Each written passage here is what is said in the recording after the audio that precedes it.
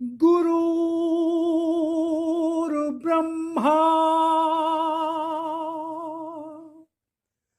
गुरुर्विष्णु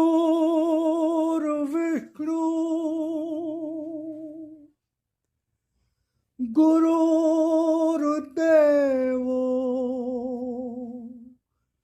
महेश्वरा गुरुर्साक्षात् परब्रह्म तस्मै श्री गुरुवे नमः।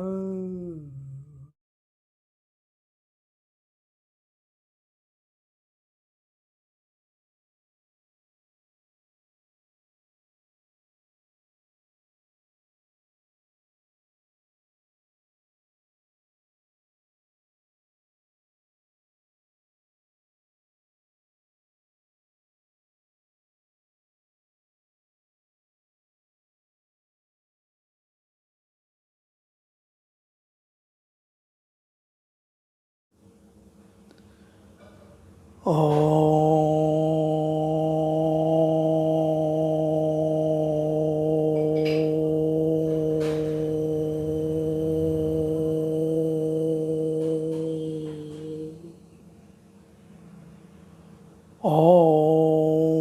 भूर्भुवः स्वः तत्सवितुर्वरेण्यं भर्गो देवस्य धीमहि धियो यो नः प्रचोदयात्।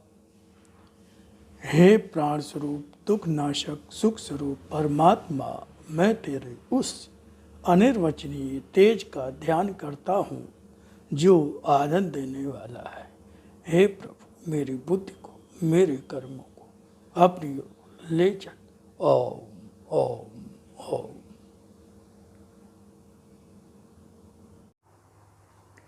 ओम शिवाय। जय राम जी की नमस्कार। आशा करता हूँ कि प्रभु की असीम कृपा से आप सब परिवार आनंद से होंगे। ईश्वर की कृपा से आज फिर यह सुअवसर प्राप्त हुआ कि हम आप सबसे मिलकर भगवत चर्चा कर रहे हैं, भगवान की बातें कर रहे हैं, क्योंकि भगवान ही तो हैं एकमात्र हमारे। हम सबके एक ही आशय दाता है, एक ही कल्याण का मार्ग है, जिसके लिए हम सबको ये मनुष्य जीवन मिला कि हम भगवत प्राप्ति, भगवान को पालें और इस आवागमन जन्म मृत्यु के अनंत जन्मों की जो श्रृंखला, मृत्यु की जो श्रृंखला हमारे कर्मों से बनती रही है और न संभले तो और भी बनेगी, उसको हम समाप्त कर सकें और पूर्ण आनंद स्वरूप परमात्मा जो हमारे आपके सबके अंदर आत्मा रूप में बैठा हुआ है, उससे एक रूप होकर पूर्ण विश्राम की स्थिति में पहुंचे। मैं जैसे कि हमेशा कहता हूं कि मैं कोई ज्ञानी तो हूं नहीं, न कोई उपदेशक हूं। मैं तो जो मुझे मेरे परम पूज्य सद्गुरुदेव की कृपा से जो उनके मुख से जो सुना और जो भगवान की वाणी मैं पढ़ता रहता हूँ और जिससे मुझे बहुत शांति और आनंद की अनुभूति होती है, वो अनुभूति को, उस ज्ञान को आप तक पहुंचाने का एक माध्यम बन सकूं, ताकि आप भी आजकल के अशांत, अराजक, असुरक्षित माहौल में विश्रांति पा सकें, शांति पा सकें, आनंद की अनुभूति करें। क्योंकि आनंद और शांति तो हर एक को चाहिए ना। ऐसा तो शायद ही मुझे नहीं लगता कोई ऐसा व्यक्ति मिलेगा जो कहेगा मुझे शांति नहीं चाहिए, मुझे आनंद नहीं चाहिए। कोई हुआ ही नहीं। चाहते सब हैं, लेकिन सही रास्ता, सही ज्ञान, सही मार्ग ना मिलने के कारण या पहचान ना होने के कारण या मन के भटकाव के कारण हम उससे अलग हैं और उधर भाग दौड़ कर रहे हैं जहाँ सिर्फ अशांति है, असुरक्षा है, भय है, अनिश्चितता है, राग द्वेष है। तो मैं जो कुछ भी आपसे कहता हूँ, सबसे पहले तो मैं स्वयं से ही कहता हूँ, क्योंकि मैं कोई ज्ञानी नहीं हूँ, मुझे कोई ज्ञान नहीं। लेकिन आप सबको बताता हूँ तो सबसे पहले मैं स्वयं को बताता हूँ, मैं भी सुनता हूँ, क्योंकि ये कोई मेरा ज्ञान तो है नहीं। जो गुरु प्रेरणा से, जो भगवान की वाणी में, उसके हिसाब से तो मैं स्वयं भी सुनता हूँ, आपको भी सुनाता हूँ, बताता हूँ। अब जो भी ध्यान से सुनेगा, कि मैं ध्यान से सुनूंगा तो मुझे फ़ायदा होगा, और आचरण में लाऊंगा, मन वचन कर्म धारण करूंगा तो मुझे फ़ायदा होगा। और अगर आप सुनते हैं, प्रेरणा, भगवत प्रेरणा मिलती है, सुनते हैं और आप भी उसको धारण करते हैं, तो आपको भी वही लाभ मिलेगा। सुनना ही तो पर्याप्त नहीं, कहना ही तो पर्याप्त नहीं। तो अमृतपान 81, जिसमें मैं पिछली बार मैंने जीवन कैसे जिए, 30 अगस्त को जो भगवान ने अपनी वाणी में बताया, उसको थोड़ा सा मैंने विस्तार दिया था, समझने की कोशिश की थी, बताने की कोशिश की थी। आज 31 अगस्त जीवन कैसे जिए में हम उसको जानेंगे, समझेंगे साथ में। वैसे तो आप कोई कमेंट नहीं करते हैं, कोई कमेंट में अपनी बात नहीं लिखता, कोई नहीं लिखता। 99.99% लोग नहीं, कोई नहीं, कोई एक आध भगवान का अभिवादन कर देता है जन्म, बस, इससे ज़्यादा कोई नहीं करता। लेकिन जिस तरह से सूर्य रोज निकलता है, उसका काम निकलना है, प्रकाश फैलाना है, सबको जगाना है। लेकिन अब कोई बेला होता है जो जगता है। बहुत कम लोग जगते हैं, सूर्य को प्रणाम करते हैं और उसका लाभ उठाते हैं, धूप में बैठते हैं, आते हैं। अधिकांश सोए पड़े रहते हैं, आजकल दिनचर्या ऐसी है, सोए पड़े रहते हैं। लेकिन सूर्य निकलना तो बंद नहीं कर देता, वो अपना काम कर रहा है। जैसे भगवत प्रेरणा से जन जन तक पहुँचो, जहाँ अंधकार है उस मन तक पहुँचो जहाँ मेरी पुकार है। भगवान की आज्ञा के अनुक्रम में, उनकी कृपा से, उनकी दया से कुछ कहने का प्रयास कर रहा हूँ। जो उन्होंने कहा है आप तक पहुँचाने का प्रयास कर रहा हूँ, जो उन्होंने बताया है। सुनेंगे तो भगवत कृपा आप पर है, इच्छा है, भगवान की इच्छा है, आपके प्रारब्ध भाग्य। नहीं सुनेंगे तो ठीक है, वो आपका अपना हिसाब किताब है, मुझे उससे कोई दिक्कत नहीं, कोई परेशानी नहीं। तो भगवान की वाणी के बारे में कुछ बताऊं आपको कि क्या लिखा है 31 अगस्त में। उसके पहले मैं भगवान की वाणी का परिचय दूंगा आपको, क्योंकि बहुत से नए लोग, साथी संगी मित्र हो सकते हैं, सत्संगी भगवत प्रेमी हो सकते हैं, जो इसको सुन रहे होंगे तो उनको पता होना चाहिए कि ये भगवान की वाणी क्या है, भगवान का लिप रूप दर्शन क्या है। तो मैं 2, 4, 6, 7, 8 मिनट लूँगा, कोशिश करूँगा कम से कम शब्दों में बता सकूँ, ज़्यादा वीडियो लंबा ना हो, क्योंकि मुझे ये भी थोड़ा सा फिक्र रहती है वीडियो लंबा हो जाएगा तो आप टिकोगे नहीं, आप रुकोगे नहीं, क्योंकि सबसे पहले तो ये देखोगे वीडियो कितना लंबा है। तो पिक्चरें तो हम लोग 2-2.5 घंटे की देख लेते हैं, आराम से देख लेते हैं, लेकिन जो वाकई जो हमारे हित की बात है, कल्याण की बात है, उसके लिए हम समय नहीं देते। समझ है, अब किसको दोष दिया जाए। तो भगवान की वाणी यथा नाम तथा गुणा, जैसा कि नाम है भगवान की वाणी, तो ये भगवान की ही वाणी है, किसी इंसान की वाणी नहीं है, किसी साधु संत महात्मा योगी की वाणी नहीं है, ये साक्षात भगवान की वाणी है। जैसे गीता साक्षात भगवान के श्रीमुख, भगवान श्री कृष्ण के श्रीमुख से निकली, अपने उन्होंने परम प्रिय भक्त श्री अर्जुन जी को उन्होंने भगवान की वाणी के रूप में ज्ञान दिया, जिसे गीता कहा गया, और सारे विश्व को लाभ हुआ। उसी तरह से उसी गीता को भगवान पुनः लिप रूप में अवतरित होकर परम पूज्य देवी माँ श्रीमती कुसुम जी के माध्यम से, उनकी स्वचालित लेखनी के माध्यम से लिप रूप में अवतरित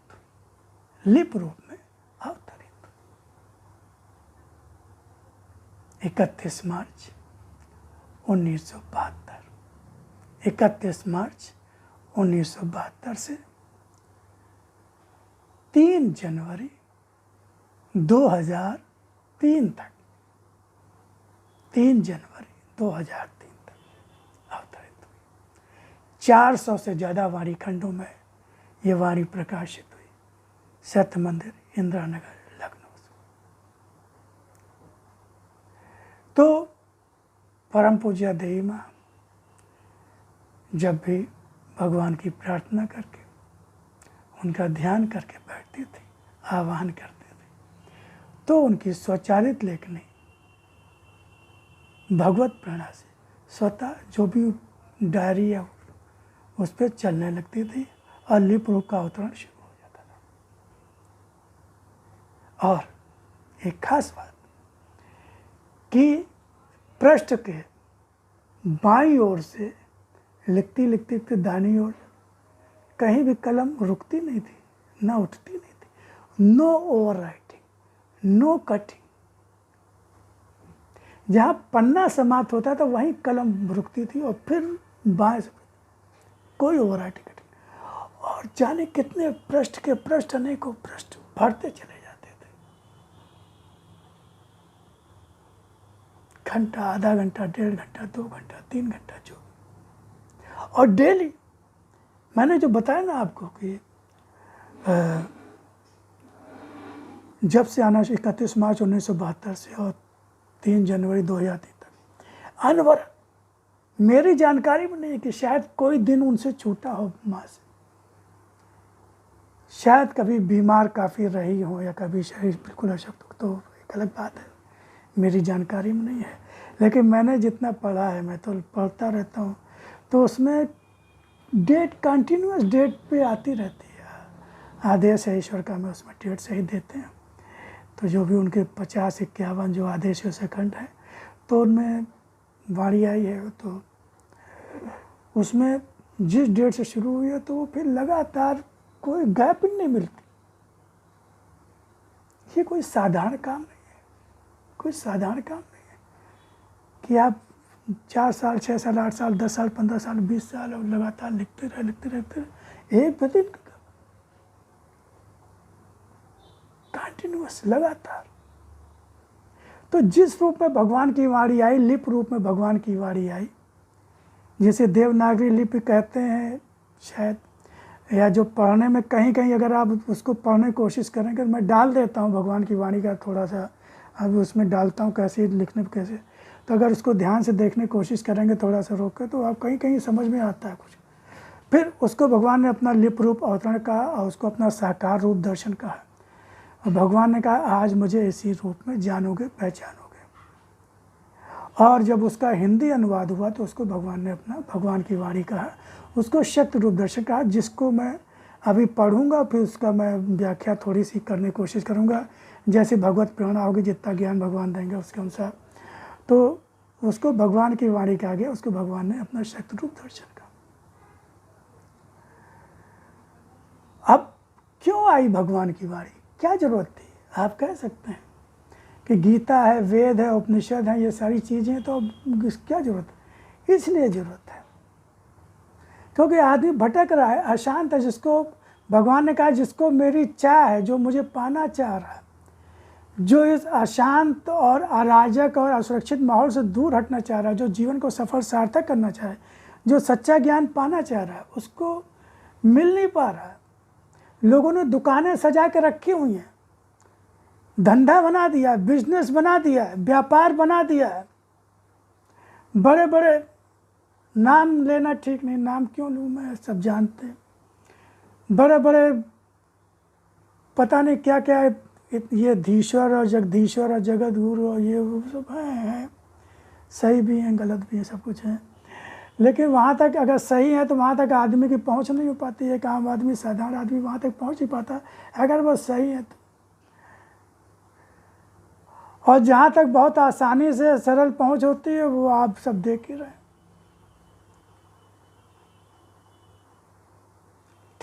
ठगी विद्या चल रही है, ठगे जा रहे हैं लोग, परेशान है लोग, पैसा वसूलने का एक धंधा बिजनेस बन गया, बड़े बड़े आश्रम, लाखों करोड़ों सभी जगह, चाहे कोई नाम नहीं होता, चाहे हिंदू हो मुसलमान, ये वो सब जगह बिजनेस धंधा खूब चल रहा है।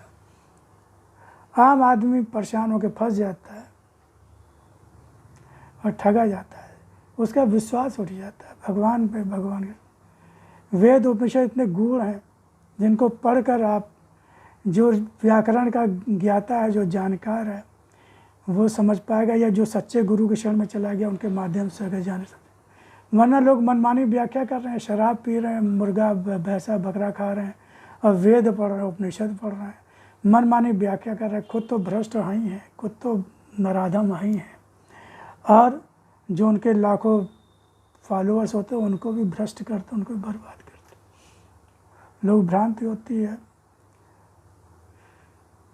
तो इससे लोग जो सही जगह वहाँ से हट जाते। इसीलिए भगवान ने कहा जैसा युग होता है, जैसा समय होता है, जैसी मन की स्थिति होती है, लोगों की ग्रहणशीलता होती है, उस रूप में भगवान आते हैं। संभवामि युगे।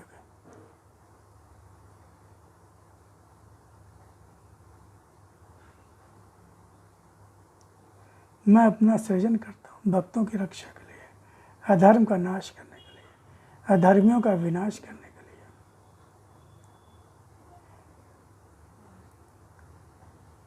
और जगत के कल्याण के लिए। तो भगवान तो किसी भी रूप में आ सकता। भगवान ने कहा अक्षरों में ओम, अक्षरों में मैं ओम हूँ, ओंकार हूँ, अक्षर ब्रह्म। तो जो लिप रूप है वो अक्षरों का समूह ही है। क्या है? अक्षरों का समूह है। तो भगवान अक्षर ब्रह्म ओम लिप रूप में आए।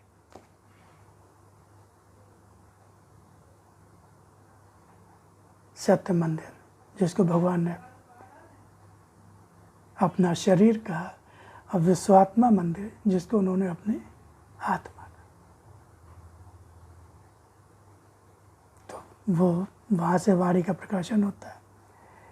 तो भगवान ने कहा कि मैं इस रूप में आया हूँ और मैं आज पुनः उसी गीता को नए रूप में, नए कलेवर में, उसी गीता को नए रूप में और ज़्यादा विस्तार देते हुए, और ज़्यादा सरल करते हुए, और ज़्यादा आसान करते हुए, क्योंकि वो तो संस्कृत में है, उसकी बहुत अच्छी अच्छी भाषा टीका हुई है। जिन्होंने पूरे मन से समझा, बहुत से लोग सिद्ध संत महात्मा हो गए, मुक्त हो गए।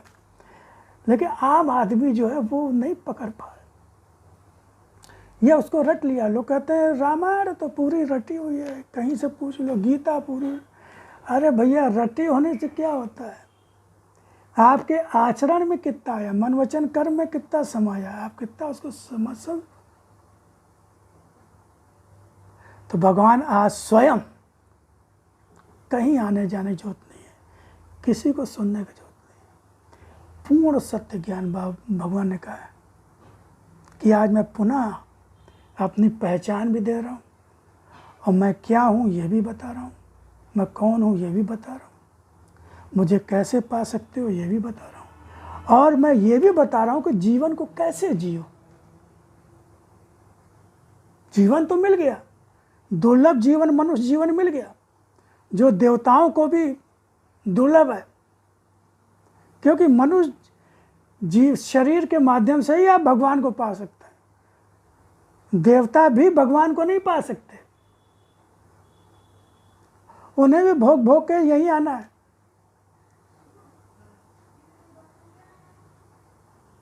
सब भोग योनियां है, पशु पक्षी देवता सब, सिर्फ मनुष्य योनि ऐसी जिस पर कर्म करने की स्वतंत्रता है कि चाहो तो और ज़्यादा गिर जाओ, राक्षस बन जाओ या राम बन जाओ।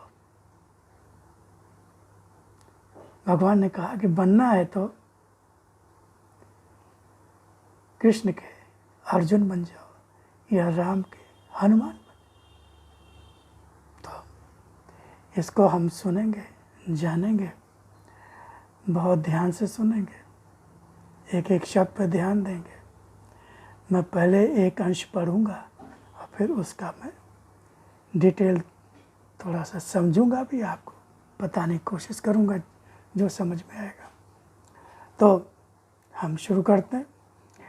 तो भगवान ने 31 अगस्त जीवन कैसे जिए में लिखा, पेज नंबर 87 में भगवान ने लिखा कि सत्य स्वयं जो जीवन है तुम्हारा, सत्य स्वयं जो जीवन है तुम्हारा, इसकी अपनी पहचान ही तुम्हारे सौभाग्य का रास्ता है। सत्य स्वयं जो जीवन है तुम्हारा, सत्य स्वयं जो जीवन है तुम्हारा, इसकी अपनी पहचान ही तुम्हारे सौभाग्य का रास्ता है, तुम्हारे सौभाग्य का रास्ता है। सत्य को पहचानने वाला तो सत्य के धर्म और न्याय रूप को भी जानता है, इसलिए वह सत्य के रास्ते पर चलते समय धर्म या न्याय से मिलते समय भ्रमित नहीं होता, भ्रमित नहीं होता, कंफ्यूज्ड नहीं होता, क्योंकि जो सत्य को जानता है, भगवान ने कहा कि सत्य को पहचानने वाला तो जो सत्य को पहचानता है, सत्य यानी भगवान ने कहा सत्य अर्थात मैं, मेरे अलावा और कोई सत्य नहीं है, भगवान के अलावा और कुछ भी सत्य नहीं है। जो भी दिखाई देता है, सुनाई देता है, अनुभव में आता, सब जो इंद्रिय गति है, इंद्रियों के बाद आँख, कान, मन, बुद्धि, सब इंद्रिय तो भगवान तो इन सबसे परे है, सत्य अनादि अनंत, कण कण में व्याप्त है, हर समय हर क्षण है, हर घड़ी है। ऐसा कोई स्थान नहीं है जहाँ वो ना हो, ऐसा कोई क्षण, ऐसा कोई समय नहीं है, घड़ी नहीं जहाँ जिसमें वो ना हो। वही सत्य, बाकी सब बदलने वाला है, सब नष्ट होने वाला। तो जो मुझे जानता है तो मेरे धर्म को भी जानता है, मेरे न्याय को भी जानता है। और भगवान ने कहा कि मेरा न्याय रूप भी उतना ही सत्य है जितना मैं सत्य। अगर कर्म करोगे तो उसका फल भोगना ही पड़ेगा, अच्छे कर्म करोगे तो उसका फल भी भोगना पड़ेगा, और बुरे कर्म करोगे तो उसका फल भी भोगना ही पड़ेगा। चाहे बाद में तुम भक्ति करने लगो।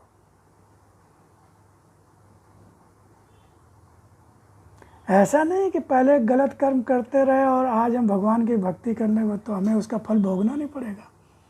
फल तो भोगना पड़ेगा, बल्कि जल्दी जल्दी भोगना पड़ेगा। जैसे जब गंदा बच्चा होता है ना, धूल मिट्टी से होकर आ जाता है, और जब माँ के पास पहुँच जाता है, और माँ सबसे पहले क्या करती है, उसकी धुलाई पुछाई करती है, साफ करती है, कस कस के रगड़ रगड़ धोती। बच्चा रोता भी है तो माँ चिंता नहीं करती, क्योंकि माँ जानती है कि इसकी धुलाई पुछाई में ही इसी का कल्याण है, और तब वो अपनी गोद में ले लेती। तो भगवान अपनी गोद में उठाने के पहले भक्त की रगड़ाई करते हैं, सफाई करते हैं। जितने उसने पाप कर्म किए, दुष्कर्म किए, उस पहले उसको भुगवा देंगे भगवान जल्दी जल्दी। तो इसी में भ्रम में पड़ जाते हैं हम लोग पड़ जाते हैं कि अरे अब तो हम भगवान की भक्ति कर रहे हैं, इतना जाप कर रहे हैं, भगवान का मंदिर जाते हैं, सब कुछ जाते हैं, फिर भगवान दुख क्यों दे रहा है? भगवान इसलिए दुख क्यों रहे कि अब तुम भगवान के होना चाहते हो। तो भगवान तुमको जल्दी जल्दी शुद्ध करेगा, जल्दी जल्दी पवित्र करेगा, तुमको साफ करेगा, तुम्हारे पाप कर्म को नष्ट करेगा, जो लेके आए प्रारब्ध में लेके आए। इस भ्रम, इसीलिए लोग कहते हैं कि भगवान के भक्तों को ही कष्ट क्यों मिलता है? क्या खाली भक्तों को ही मिलता है और किसी को कष्ट नहीं मिलता है? कष्ट तो सबको मिलता है, लेकिन भक्त को इस मिलता है क्योंकि भक्त फिर ये सोचने लगता है कि अब हमें कष्ट क्यों मिल रहा है, अब तो हम भगवान के भक्त हो गए। तो भगवान के भक्त होगा तो क्या होगा? जो कर्म किए वो तो फल तो भोगोगे ना। फर्क ये पड़ा कि भगवान साथ में है तुम्हारे, वो अपनी शक्ति दे रहा है तुमको फल भोगने में। तुम उस कष्ट को तो बर्दाश्त करने की शक्ति दे रहा है, उसको समझने की शक्ति दे रहा है कि क्यों कष्ट मिल रहा है, इसका ज्ञान तुम्हें दे रहा है। तो समझने में आसानी हो जाती है। जब हमें पता चल जाता है कि ये हमारे ही कर्मों का फल है, हमने गलत किया है, तो थोड़ा आसानी हो जाती है। अब भगवान तुम्हें गोद में उठाना चाह रहा है, तुम घबरा क्यों रहे हो? और भगवान 24 कैरेट का सोना बनाना चाहता है, तुमको हर तरह से मजबूत करना चाहता है, हर स्थिति में तुम बिल्कुल अविचल रहो। तो वो ठोक पीट के, जैसे कुम्हार होता है ना, घड़े को ठोक पीट के सही करता है पहले। अब घड़ा चला रहे क्यों? अरे भैया तुम समझ, तो तुम्हें खरीदेगा कौन? तुम्हारी वैल्यू कुछ नहीं रहेगी। अच्छा मजबूत घड़ा ही तो हम लोग लेते हैं। हम भी तो ठोक बजा के लेते हैं ना, जब घड़ा खरीदने जाते हैं तो ठोक बजा के लेते हैं कि नहीं, सही है कि नहीं? तो भगवान भी तो देखता है कि तुम सही भक्त हो कि नहीं, असली हो कि नकली हो। कहते ही हो भगवान हमें तुम पे बहुत विश्वास है। विश्वास है तो चिल्ला क्यों रहे हो? क्यों भगवान को दोष दे रहे हो? क्यों भगवान को कह रहे हो कि ऐसा क्यों किया, वैसा किया? भगवान को भरोसा करो ना पूरा भाई, चिंता क्यों बात? तो सत्य स्वयं जो जीवन है तुम्हारा, इसकी अपनी पहचान ही तुम्हारे सौभाग्य का रास्ता है। सत्य की पहचान ही तुम्हारे जीवन का सौभाग्य है। अगर तुम सत्य को पहचान जाओगे, सत्य को तुम जान जाओगे, तो तुम्हारा जीवन सफल और सार्थक हो जाएगा। तुम गलत कर्म नहीं करोगे, कुकर्म नहीं करोगे। और जब गलत कर्म कुकर्म नहीं करोगे तो आगे आने वाला जीवन अगर मिलेगा तो अच्छा मिलेगा, बढ़िया मिलेगा। और सत्य को पहचान लोगे भाई, पहचानेंगे तभी तो उसका लाभ हमें मिलेगा। अगर 2000 का नोट या 500 का नोट, अब तो है नहीं 2000 का नोट, और मान लो 2000 नोट आ भी जाए तो अब कौन लेगा उसको? चाहे बोरा भर के कोई दे दे, कोई नहीं लेगा। ऐसे 500 का नोट अगर किसी के सामने रख दो, उसने कभी नोट ना देखा हो तो भूखा है। नोट कोई कागज 500 का नोट पड़ा हुआ है, लेकिन वो जानते ही नहीं कि इसका वैल्यू क्या है। अगर जानता होता तो 500 नोट उठाता, तुरंत किसी दुकान पर जाता और खाने पीने का सामान ले लेता, भूख मिट जाता। लेकिन वो जानते नहीं 100 का नोट इससे पड़ा हुआ बाई चांस, लेकिन उसने कभी नोट देखा नहीं। ऐसा सोच, 500 नोट पड़ा है, फिर वो परेशान है, कोई हमें खाना खिला दे। 10 का नोट देखा तो 10 के नोट के चक्कर में है वो, उदाहरण के लिए बता रहा हूँ, मात उतार। तो भगवान की पहचान ही नहीं है, सत्य की। हम सब लोगों के पीछे पीछे भाग रहे हैं, हाथ पैर जोड़ रहे हैं। अरे वो खुद भिखारी हैं, वो खुद लोभी स्वार्थी हैं, जिनके पास हम गए हैं। अगर मदद भी करेंगे तो ये सोच के करेंगे कि आगे वो तुमसे लाभ उठाना है, तुमसे क्या फ़ायदा ये सोचेंगे, तब तुम्हारी तरफ देखेंगे।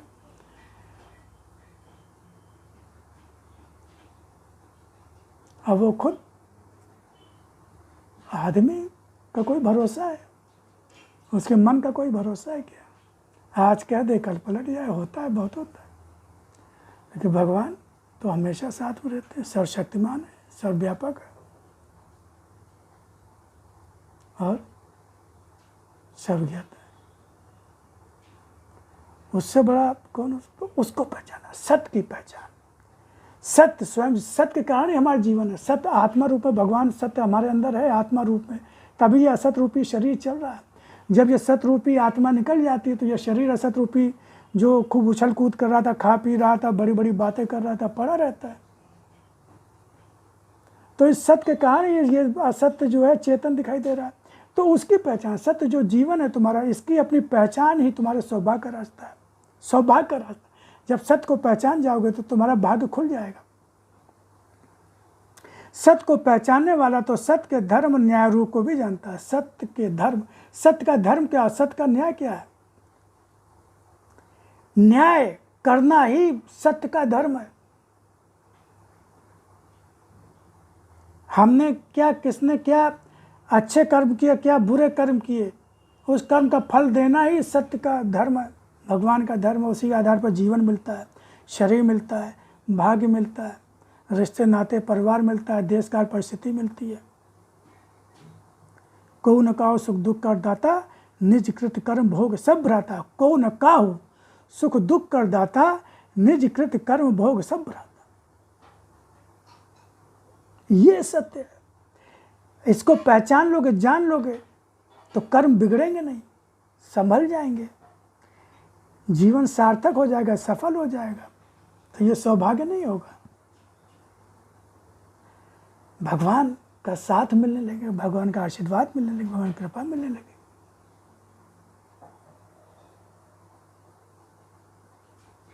इसलिए जब वो सत्य को पहचान जाता है तो सत्य के रास्ते पर चलते समय, जब भगवान की ओर चलता है, सत्य के रास्ते पर चलता है, तो उसके जीवन में उसके कर्मों का फल भी आता है जो पहले कर चुका है। तो उसके जीवन में जो दुख और संघर्ष की स्थितियाँ आती हैं तो समझ जाता है कि ये हमारे ही कर्मों का फल है, ये भगवान का न्याय रूप है। तो वो उसको स्वीकार करता है क्योंकि उसने भगवान को स्वीकार किया। इसी को कहते हैं स्वीकार। इसको क्या कहते हैं? स्वीकार, समर्पण और स्वीकार। स्वीकार और भगवान का नाम लेकर सबको स्वीकार। ठीक है भगवान, आपकी इच्छा, आपका निर्णय, हम तो आपकी शरण में हैं, हम क्यों चिंता करें?